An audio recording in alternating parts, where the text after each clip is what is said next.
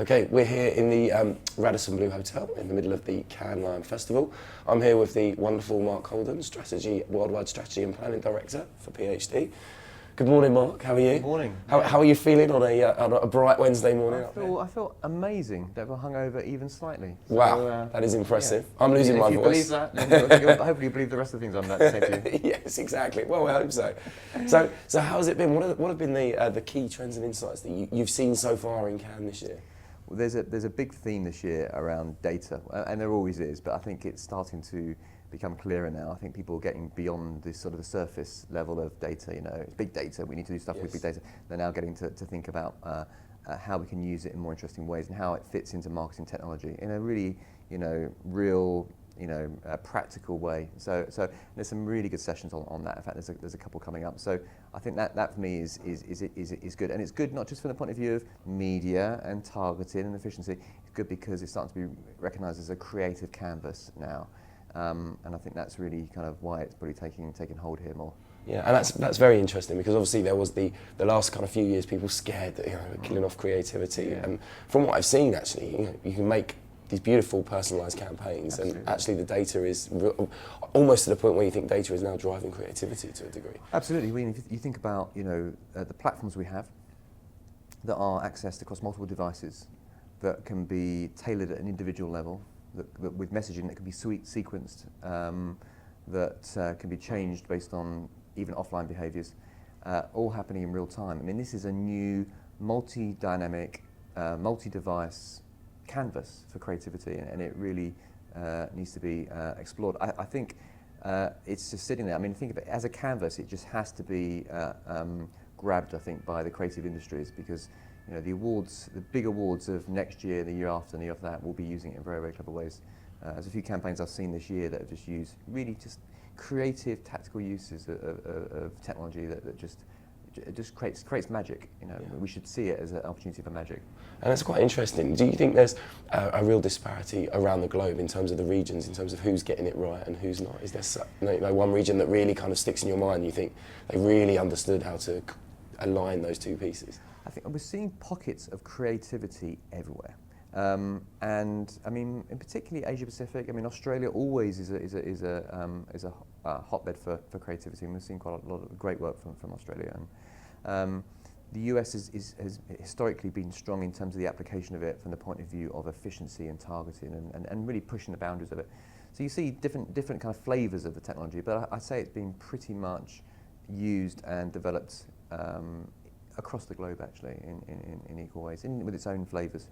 And what do you think we can expect over the last 6 months? Have been very interesting. Over the next kind of 6 months to the year, obviously you guys heavily involved in talking about AI. Yeah. How far away do you think we are from making that a reality almost, if you like? Yes. Well, artificial intelligence is amongst us now. We're seeing it already. We've got machine learning algorithms that are carrying out things like Facebook, for example, have a machine visioning algorithm that can analyse at a pixel level moving images, and it can discern what sport is actually being played to almost like an 80% accuracy. And you need to think about that for a second. I mean, it's not been pre-programmed. It's learning in what's called deep learning algorithm based technology to actually understand what all these pixels actually mean as images and make sense of them. You've got machine learning or deep learning algorithms now being used for translation in real time. So I don't know if have you seen the new Skype product?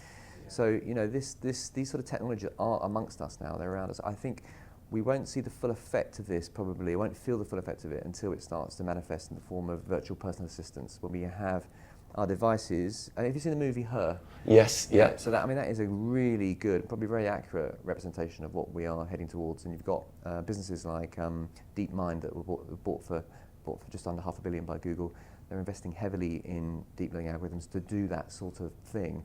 A company called Viv, the original founders of Siri, have launched their own VPA business. It really is, and of course you'll get huge developments happening with Siri. The iOS 9 end of this year will see big advancements with Siri.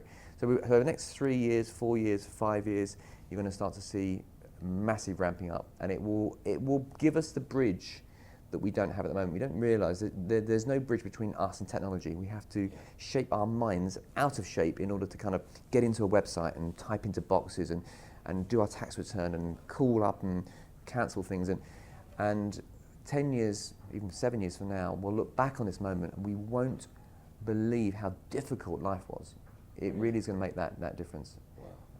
I mean, that's quite interesting as well, the kind of bridge between science, technology and media, and in a way I suppose both can kind of complement each other. And also we've been looking at a big piece this year. I think we've seen media kind of driving other sectors, so fashion, music, you know, you only have to look here to see how it's driving. And I spoke with Mike earlier about creative technologists as in staff, and is that something you're starting to see a lot more of? And absolutely, yeah. I think you know, as AI affects not just the world around us, that you know, and products that are, you know, that ultimately will be ad funded. Probably consumers choose ads over paying for things mostly. But of course, the AI train is heading towards the media and the execution of media in a way that you're seeing it happening in the financial markets now. 85% of shares are traded algorithmically now, so no one's making those strategy decisions. It's just being traded by algorithms, fast trading.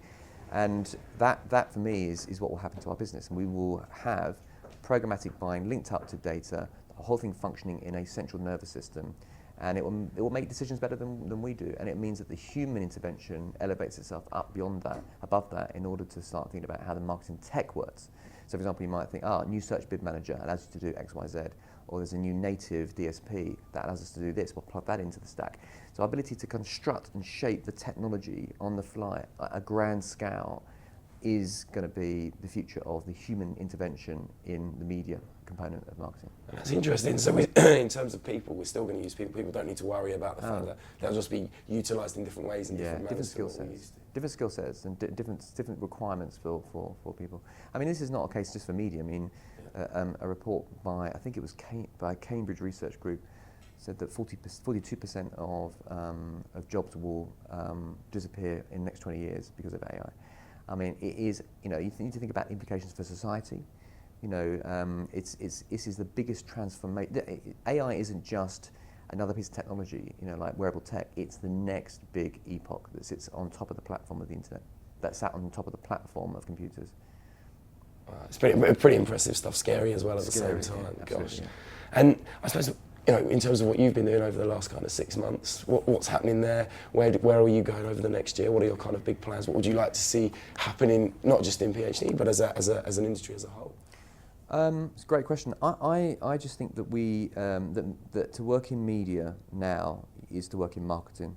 If you look at the questions that clients ask us, it's what should we do with our owned estate?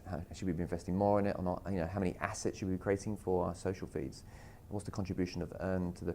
So we're getting asked marketing questions because marketing's become more complex, and I think that the industry and the questions that clients are asking us it's telling us something. We need to stop and listen to it. It's telling us to elevate ourselves up beyond the transaction component of media planning in the marketing spectrum and actually move ourselves up into a marketing role. So I think that's the big focus for PhD, I think, is to start reframing ourselves in a marketing sense primarily. Brilliant. And I suppose finally we're here in Cannes. We've got a lot going on all around us. Yeah. What have you seen here that's kind of really caught your imagination? And is there anyone you besides obviously the Tim Berners-Lee one that you'd like to go and see, talk or speak to or meet? I mean, me personally, I tend to be someone who, and I'm different from everyone else, I tend to focus more on the where I can get specific bits of knowledge as opposed to general sort of broad inspiration. So I tend to kind of, you won't see me at the Pharrell seminar, you'll probably see me at some kind of like, session on how the Adobe stack is kind of now developing, and there'll be like 20 people around me. In a dark room somewhere, so I'm probably engaged differently from. So I probably wouldn't take my advice on where to go, but hopefully I'll make it to the gutter bar at some point. So perhaps that's where I should end up. Absolutely. But with a bit of light just before it goes down the sun. Yeah, exactly. Yeah. Thank you very much, Michael. It was a pleasure.